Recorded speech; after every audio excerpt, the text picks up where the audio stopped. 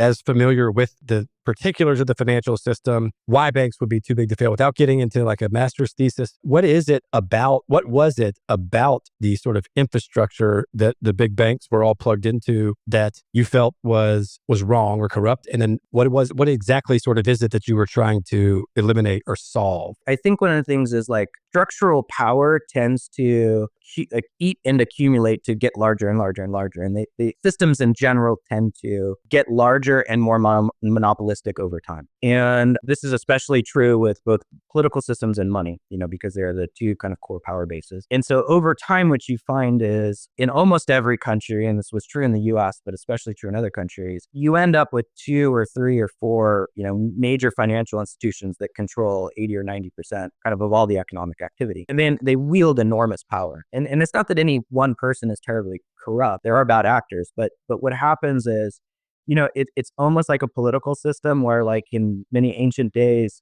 over time when you had kings and queens, you could have good kings, but eventually when the monarchy controls so much power, one bad actor can completely, whether it's through corruption or greed, can leave people out, can leave people behind. And so this is what happens in the financial system. And so, you have hundreds of millions of people just in North America alone that are kind of left out of the financial system. You have structural inequity. You have cases like Visa and MasterCard, which own an entire sort of duopoly on all sort of economic transactions in the world. And so you effectively have 10 financial institutions that control most of the world's economy.